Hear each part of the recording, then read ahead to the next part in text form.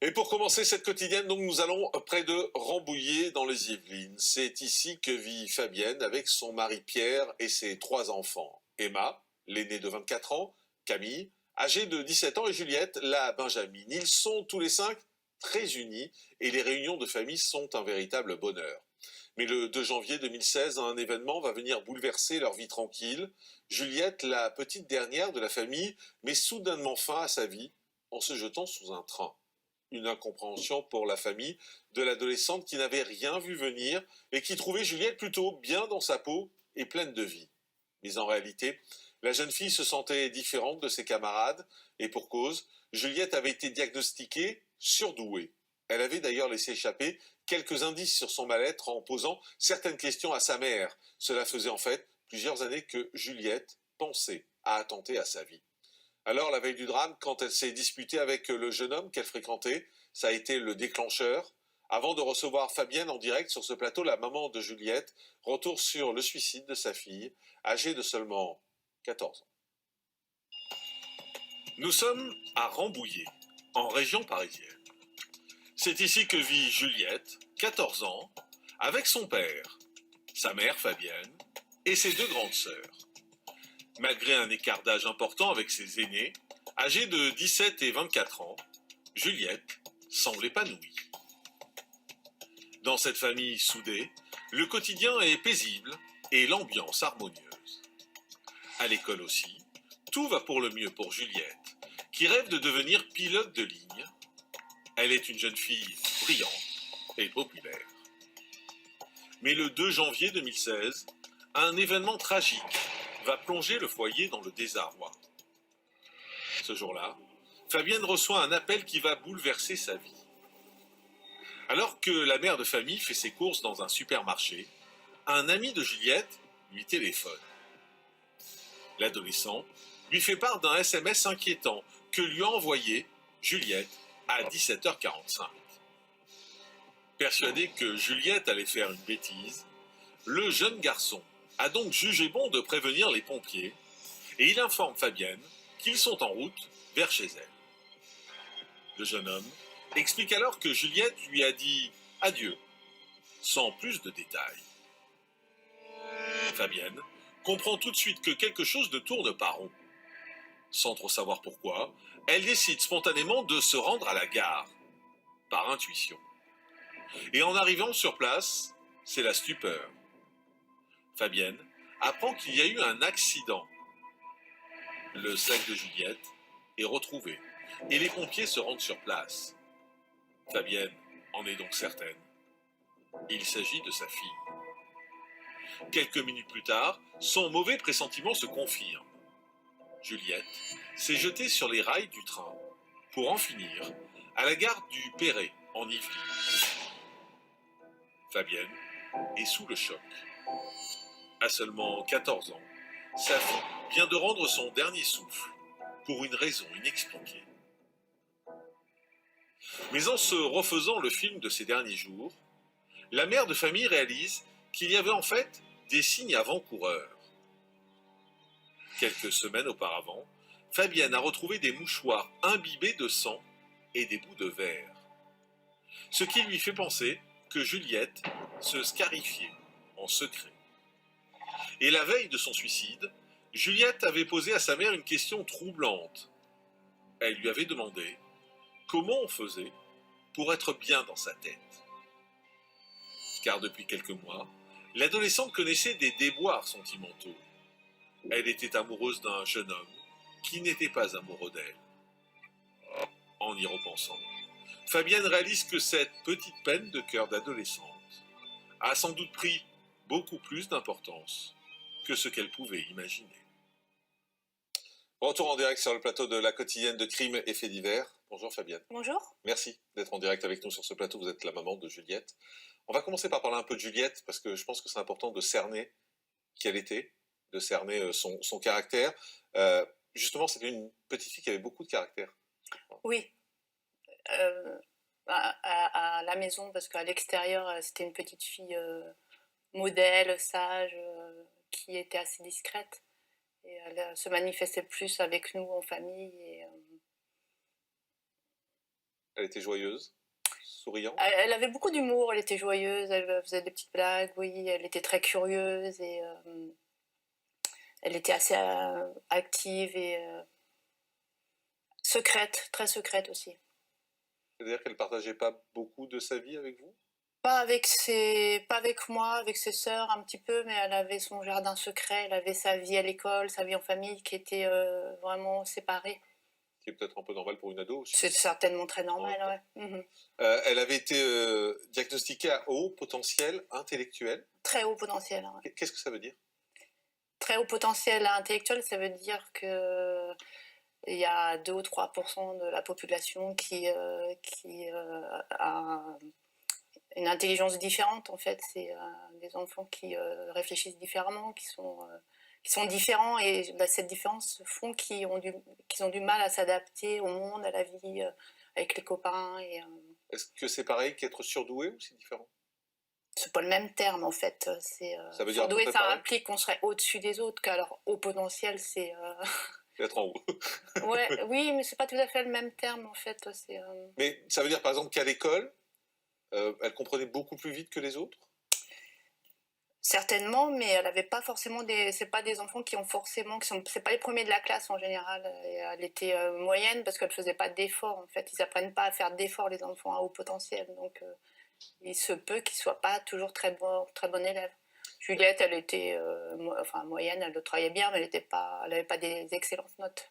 Elle était bonne uniquement quand ça l'intéressait en fait. Uniquement quand le professeur elle aimait le professeur et qu'il y avait une bonne entente, ça marche souvent, enfin elle marchait comme ça, et mes 3 filles qui sont à haut potentiel ont toujours marché comme ça. Quand elles sentent beaucoup d'empathie, qu'on les aime et qu'on les intéresse, à ce moment-là, elles ont des excellentes notes et elles performent énormément. Et par contre, si elles ressentent une animosité du professeur, là, elles ne travaillaient pas du tout. Dans les relations humaines, elle était comment? C'était simple pour elle, les relations humaines, ou c'était un peu compliqué? Elle arrivait à avoir des amis, des copines? Oui, elle avait beaucoup d'amis et elle s'occupait. C'est une jeune fille qui avait énormément d'empathie. Et elle avait beaucoup d'amis à problème, qu'elle l'aidait énormément, qu'elle l'écoutait énormément. Et c'était son genre de relation. Est-ce que c'est une fille qui vous inquiétait? Oui, comme toutes les mamans, on a ce pressentiment en nous qui... Vous êtes plutôt maman poule? Ouais, plutôt. En plus, hein. Enfin, j'étais, parce que là, la mort de Juliette m'a rendue différente, mais oui, je suis très maman poule et avec mes 3 filles qui sont toutes les 3 du même genre. C'est compliqué, hein, c'est toujours compliqué avec des enfants à haut potentiel. Il faut toujours se bagarrer pour ce qu'ils s'habillent, ce qu'ils veulent pas. Ils veulent choisir leur tenue, ils veulent tout choisir. Ils sont têtus, ils vont jusqu'au bout de. Et je me rappelle plus de la question. Non, je demandais si elle vous inquiétait en fait. Oui, je l'avais envoyée chez un pédopsychiatre. Qu'est-ce qui vous inquiétait en elle? Elle avait commencé une petite phobie scolaire. Et elle était très attachée à moi. Elle avait du mal à se séparer. Pour aller à l'école, elle voulait pas me quitter. Et on avait une fusion. On était très fusionnels avec Juliette. Et moi, je suis assez psy. Et je m'étais dit, ça sera un endroit où elle pourra parler si elle sent que ça va pas. Elle aura cet endroit où elle peut tout dire. Mais la fusion, c'est une chose. Avoir envie de mourir, c'est autre chose. Est-ce que c'est quelque chose que vous aviez ressenti à un moment donné? En tout cas, vous en aviez peur ou pas du tout? Oui, quand j'ai découvert qu'elle se scarifiait, évidemment, oui. C'était combien de temps avant son suicide, ça? C'était... Mais je l'ai pas vu au début qu'elle l'ait fait, je pense parce qu'elle se mettait des petits bracelets et c'était invisible.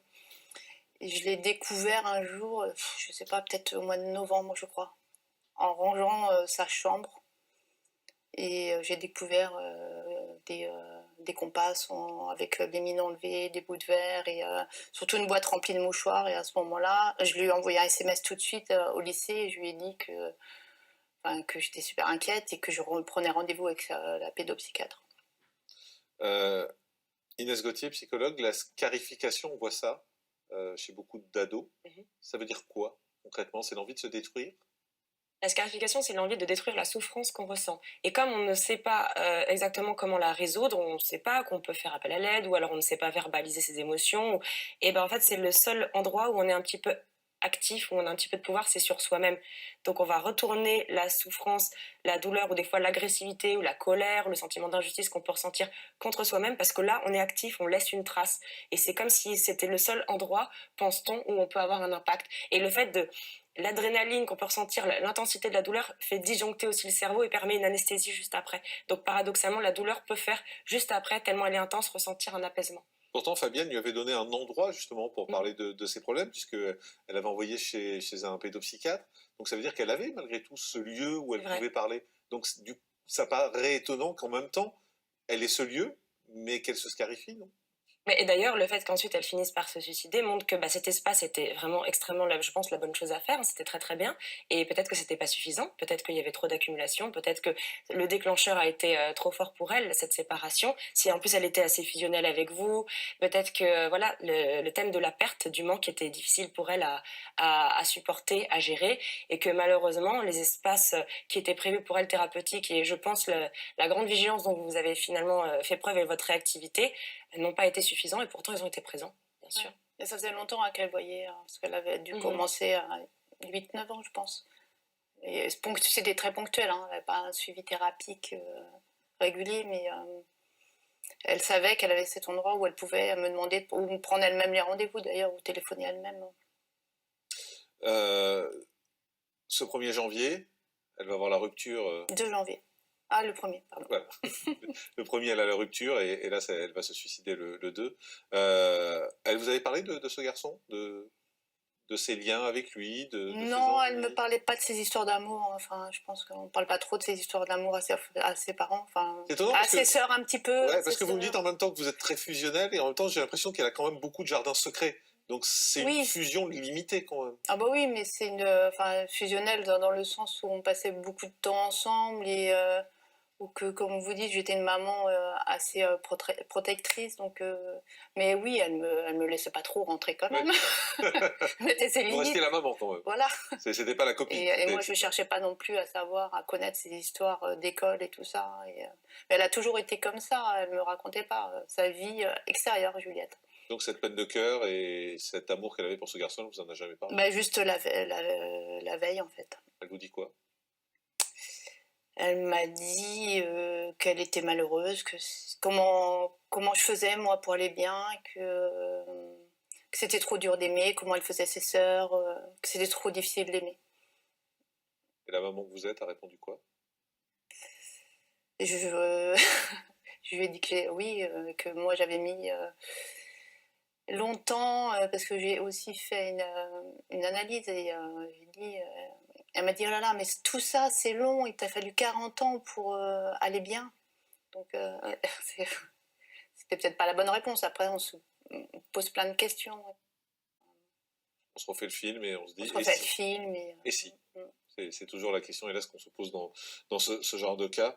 Le 2 janvier, qu'est-ce qui se passe? Comment vous apprenez, vous, ce qui se passe?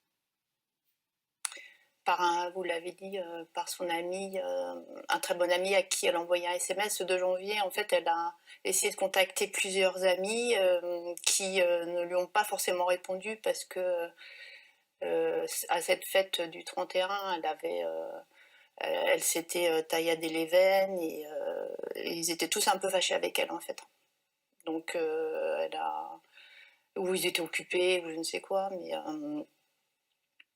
c'est son amie qui m'a envoyé un SMS en train de me dire: «Je crois que Juliette, là, ça va pas». Elle m'a envoyé un SMS, elle lui avait envoyé un SMS d'une page, en fait, et pour lui dire qu'elle voulait arrêter de souffrir et que c'était décidé, que maintenant, elle allait bien parce qu'elle avait arrêté de souffrir, elle avait pris sa décision d'arrêter de vivre.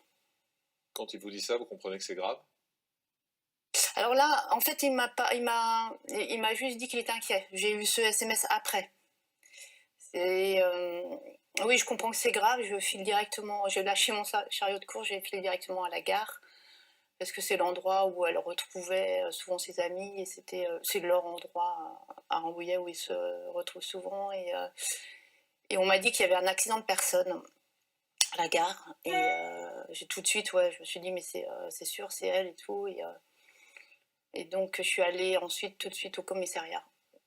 Et là, on m'a rien dit, on m'a fait attendre. Enfin, j'étais avec une autre de mes filles, on m'a fait attendre un moment. Et là, c'est l'horreur. On veut pas le croire. Et on essaye de s'accrocher, se dire non, mais c'est pas possible.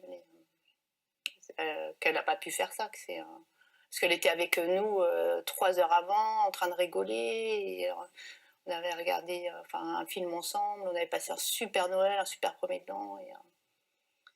En famille, tous, parce qu'on était beaucoup en famille, tous les 5. Mais dès qu'on vous dit qu'il y a un accident de personne à la gare, vous comprenez que c'est elle? Intuitivement, oui. Enfin, je veux pas l'accepter, mais oui, j'ai compris que c'était elle. Et vous avez compris qu'elle avait sans doute tenté de se suicider? Oui.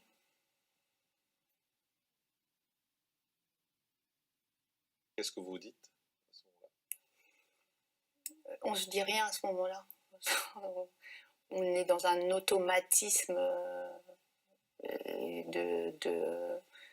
de faire, d'aller vérifier, d'aller à la gare, d'aller au commissariat, et on n'a pas le temps de réfléchir.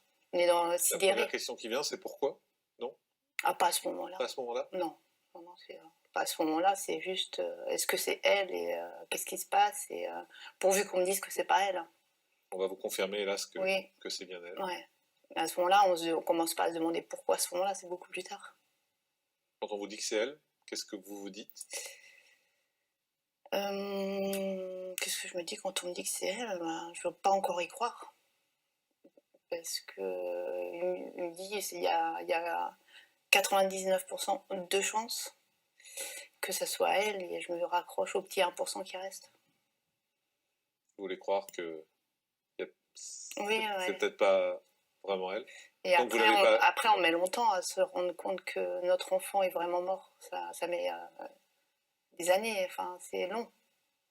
C'est très long à prendre conscience que c'est irrémédiable. Alors après le drame, vous n'avez plus qu'un seul objectif, c'est comprendre ce qui pesait si lourd sur le cœur de votre fille. Vous allez retrouver le journal intime de Juliette et à l'aide de sa psychothérapeute, vous remontez l'histoire secrète de votre fille, dont la sensibilité était à fleur de peau et qui semblait subir la vie plus qu'elle ne la vivait. En rentrant chez elle à Rambouillet, Fabienne est dévastée. Elle veut à tout prix comprendre les raisons du geste de sa fille. En quête de réponse, elle met la main sur son journal intime. Mais plutôt que de le feuilleter, Fabienne préfère le confier à sa thérapeute. Et c'est cette psychologue qui fait le tri dans l'ouvrage et en transmet certains éléments à la mère de famille. Elle informe que dans les dernières pages, Juliette a écrit quelques vers énigmatiques. Dernier jour de tout, le remède est arrivé. Pardonnez-moi, j'ai trop aimé, mais laissez-moi partir en paix.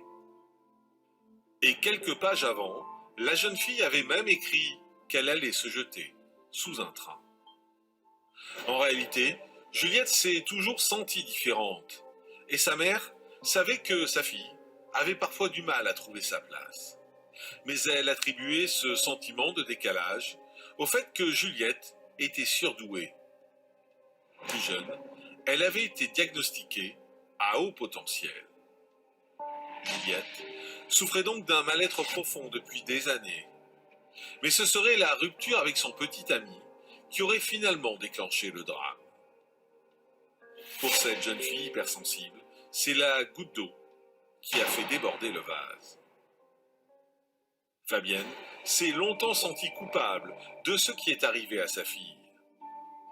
Mais aujourd'hui, après un long travail de remise en question, elle a finalement pris conscience de son absence de responsabilité dans le mal-être de son enfant.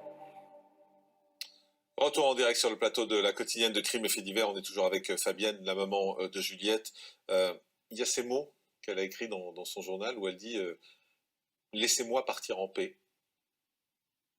Vous l'acceptez? Oui, maintenant. C'était difficile au début, mais j'ai essayé de respecter, ouais, mais c'est difficile.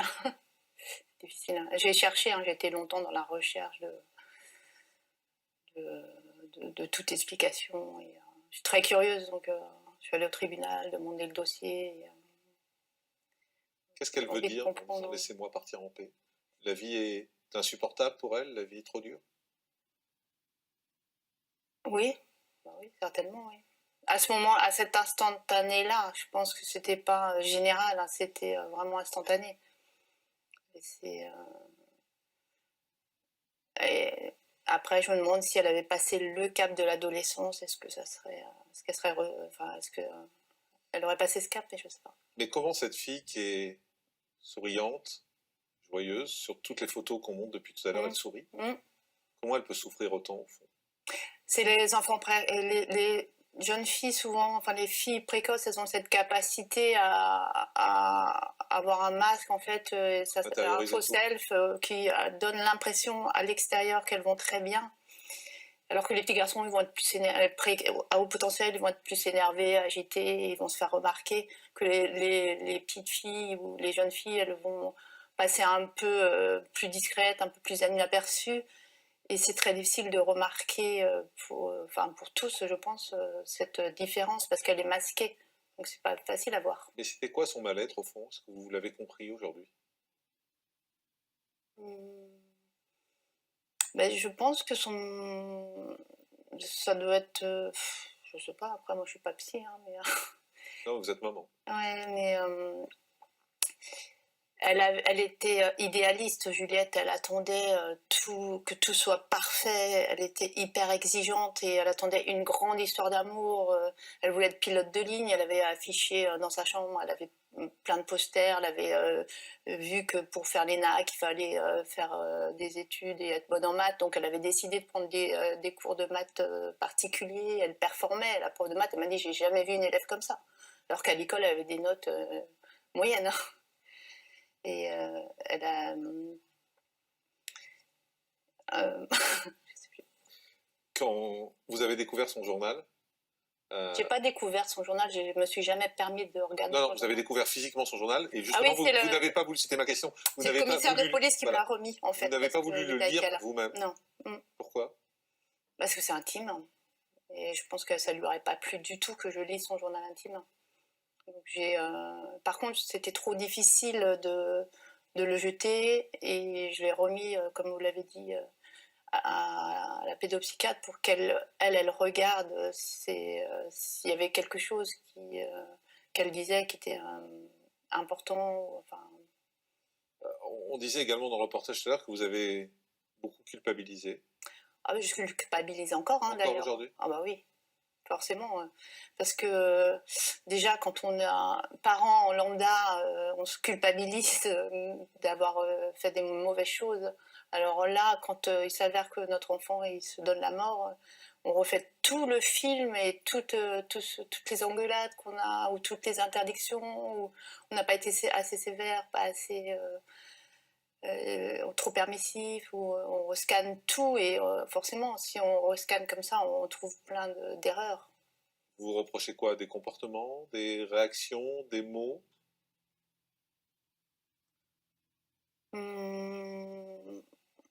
D'avoir été un peu trop exigeante, moi aussi. Hein. J'étais une maman exigeante. C'est pas ça qui provoque un suicide. Bah, certainement, mais ce que je me reproche, c'est ça, c'est d'avoir été. J'étais à la fois une maman présente, mais assez exigeante, parce que je le suis aussi avec moi-même, et puis c'est comme ça. Mais je connais une autre maman qui a exactement la même histoire que moi, et qui. On est complètement différentes. Moi, j'étais à domicile, elle travaillait à l'extérieur, elle était suroccupée, elle n'avait pas détecté la précocité de sa fille, et pour autant, enfin, toutes ces différences nous aident en fait à se dire, bah oui, mais on peut tout rescanner comme ça, et c'est pas ce qui fait le suicide. Inès Gauthier, psychologue, forcément culpabilise. Oui, oui, ça Non, c'est la pas comme réaction. ça. C'est presque normal, j'ai envie de dire. Oui, c'est normal. Et en fait, on a même l'habitude de dire en psychologie que parfois la culpabilité, c'est la seule chose qui nous reste. C'est-à-dire qu'on ne peut pas agir, on ne peut pas lui demander pardon, on ne peut pas faire de procès, enfin, on ne peut pas attaquer quelqu'un, on ne peut pas sauver la personne. Donc, soit on est impuissant et on reste avec cette impuissance, soit on est actif dans un certain processus psychique qui est je culpabilise et en effet, je réfléchis, je décortique toute l'histoire, je me refais le film et j'essaie de donner du sens à ce qui s'est passé. Et trouver du sens à ce qui s'est passé permet de quand même se reconstituer, se réparer un petit peu. Et donc la culpabilité du survivant, déjà, elle est classique quand vraiment on n'a rien à voir avec l'histoire. Par exemple, encore une fois, on est tous passagers dans un accident de voiture et puis on survit, puis on va culpabiliser alors que bon bah on est en vie, on n'y peut rien, j'ai envie de dire. Et à la place du mort. Alors si en plus on se dit oh, il y avait des signes précurseurs, etc. Effectivement, vous auriez beaucoup moins culpabilisé sur le fait d'être trop rigide ou je ne sais quoi, s'il n'y avait pas eu cette issue dramatique de votre fille. Alors que là, on se dit bah voilà. Elle est morte, donc forcément, je suis sans doute responsable. Il faut vous dire peut-être qu'il y a des déclencheurs qui sont multiples et que vous n'êtes pas le seul déclencheur, que vous n'avez pas ce pouvoir-là, mais que le mécanisme psychique de culpabiliser et de trouver si on aurait pu agir rétrospectivement, il est hyper classique. C'est comme une femme qui finit par tomber sous les coups de son mari et les amis ou la famille qui dit « Ah mais elle nous avait lancé des signaux d'alerte, on aurait dû agir comme si on pouvait faire quelque chose. » Des fois, il faut comprendre qu'on ne peut rien faire de plus, on ne pouvait rien faire de plus. C'est toute une histoire, comme vous l'avez dit. Enfin, on le sait, les enfants, en effet, au potentiel, sont très émotifs en général, ont un excès d'empathie, ont une difficulté à mettre la limite entre eux et les autres. Et du coup, peut-être que aussi, ce déclencheur fameux avec cette séparation amoureuse, c'était difficile pour elle, surtout si elle était un petit peu sauveuse avec l'entourage, donc elle se sentait utile, elle avait une place, c'était sa manière d'avoir une place, puisque à l'école, tout ça, ça peut être compliqué, et que là, quelqu'un qui lui dit non, tu ne m'es pas utile ou je ne veux pas de toi, bah, c'est comme si son identité, peut-être son rôle s'effondre, et ça, c'est construit chez elle depuis très longtemps, et c'est pas ce que vous auriez pu, à mon avis, lui dire la veille qui aurait tout changé. Ça faisait plusieurs jours qu'elle avait pris sa décision, et le fait qu'elle aille mieux, c'est très classique chez les gens qui vont se suicider. En fait, ils voient juste l'issue à leur souffrance, et donc ils sont apaisés. C'est compliqué une fois que c'est là d'arrêter la machine. Fabienne, quand un drame comme ça arrive dans une famille, ça bouleverse tout. C'est un tremblement de terre. Ça a été vécu comment? Tsunami. Ça a été vécu comment dans votre famille? Ça reste difficile. Moi, je me suis beaucoup isolée. Je suis partie énormément et c'est difficile pour mes aînées parce qu'elles ont perdu leur maman qu'elles avaient. Enfin, je suis plus la même. Donc, qu'est-ce qui a changé chez vous? Bah, ça a changé quand on perd un enfant. Non, mais je suis plus distante, je pense. vous savez pourquoi? Non, je veux pas. Non. Vous êtes plus distante avec vos autres filles? Mais en fait, j'étais tellement dans mon deuil, j'étais avec mon deuil, avec Juliette. Je suis restée avec Juliette longtemps dans mes recherches, et donc j'étais avec Juliette en fait. Ouais. Et là, ça pèse, mais c'est vraiment long. Et on a tous, de toute façon, on est quatre. Quand on est quatre à faire un deuil, on est quatre à faire un deuil différemment. À un moment, il y en a un qui va bien, l'autre qui va pas bien, et c'est.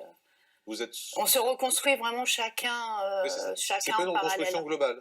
C'est des reconstructions séparées. Non, parce que chaque personne a son caractère et sa façon d'aller différente, donc on se reconstruit chacun de son côté. Enfin, c'est ce que je perçois, qu'on est vraiment quatre à se reconstruire comme on peut, parce qu'on s'accroche à ce qu'on peut, hein, vraiment, hein, quand on perd un enfant, mais aussi tragiquement. Il y a des gens qui auraient pu, par exemple des parents, qui auraient pu se rapprocher des autres filles en disant « c'est elle qui me reste ». Vous, visiblement, vous avez un peu fait le choix inverse. C'est de prendre un peu de distance. Non, j'ai pas fait ce choix. C'est comme ça, mais je les vois toujours, mes filles, et je suis toujours proche d'elles, mais il y a quelque chose qui est différent. Puis elles sont adultes, mes filles, elles habitent plus à la maison. Donc, et il y avait quoi, la peur de faire mal avec elles, peut-être? En fait, une grande dépression, je pense. Dépression profonde qui fait que quand on est en dépression profonde, c'est difficile d'aller vers les autres. Enfin, j'étais avec moi, avec Juliette en fait. Donc c'est difficile c'est difficile de se reconstruire après une mort aussi traumatique et on fait ce qu'on peut. Hein, et justement, peut-être un peu égoïste, je sais pas, mais. Justement, qu'est-ce qui fait qu'on tient? Alors qu'est-ce qu'on fait? Je sais pas. Moi, ce que j'ai fait, c'est que j'ai multiplié les activités et suis enrichie de plusieurs... Enfin, j'ai commencé à faire du piano. Et qu'est-ce Pour qui te rire fait plus. tenir? Ce qui me fait tenir, ce sont mes filles. Parce qu'on a envie d'aller rejoindre celui qui s'est suicidé. Ce qui fait tenir, c'est oui, c'est la famille. C'est qu'on n'a pas envie de se faire souffrir les autres. Et vous avez pensé rejoindre votre fille? Oh bah oui, plus d'une fois.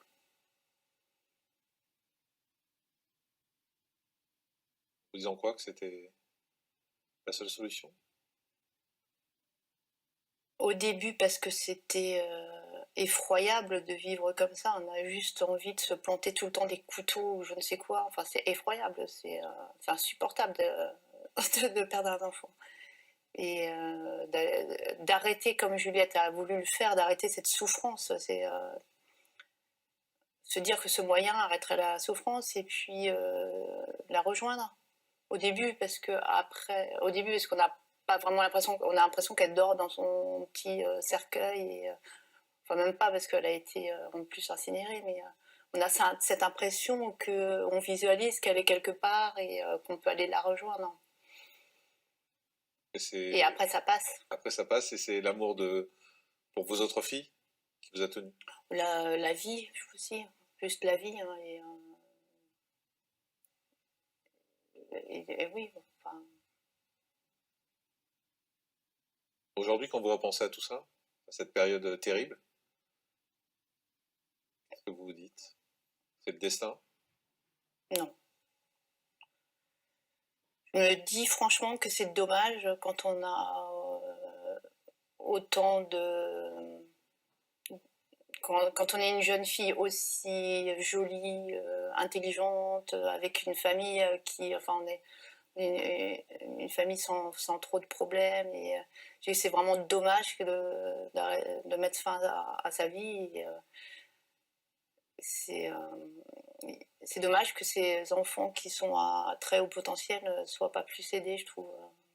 Parce qu'avec l'école, c'est un véritable problème, c'est une bataille continuelle. C'est pas le pour les destin. sauts de classe, pour je ne sais quoi. C'est pas le destin, mais c'est du gâchis. C'est du gâchis. C'est du gâchis. Le gâchis de vie de toute une famille, en fait, parce que Juliette, elle a arrêté sa vie, mais nous, on souffre énormément. Donc ça gâche un peu plusieurs vies. Et votre vie a changé à tout jamais, bien sûr. Ah bah évidemment, il y avait un avant Juliette et un après Juliette. Vous avez eu peur un moment pour vos autres enfants? Après le suicide de Juliette? Non. Bah, pas peur qu'elle fasse la même chose, non. Pas peur de ça? Non. Non. En venant sur ce plateau, quel message vous avez envie d'envoyer?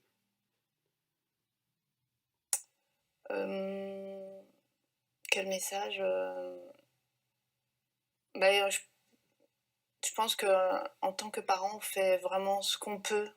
Et malgré tout l'amour qu'on peut donner à ses enfants, il peut arriver des gestes comme ça et que on n'est pas responsable. Et que les enfants précoces, ils sont vraiment particuliers. Et, qu'il faut les aider. Oui, vous avez dit on n'est pas responsable. Oui. Pourtant, vous m'avez dit le contraire tout à l'heure. J'essaye de m'en persuader. Hein. Que vous vous sentiez encore responsable? Ah non, je suis pas. Enfin, j'ai encore de la culpabilité en moi, évidemment, mais j'essaye de lutter contre. Bon courage en tout cas. Merci. Bon courage. Merci Fabienne, beaucoup. merci d'avoir été avec nous. Vous avez raconté votre histoire et l'histoire de votre fille dans un livre bouleversant qui s'intitule tout simplement À Juliette et qui est paru aux éditions Flammarion. Merci d'avoir été avec nous sur ce plateau.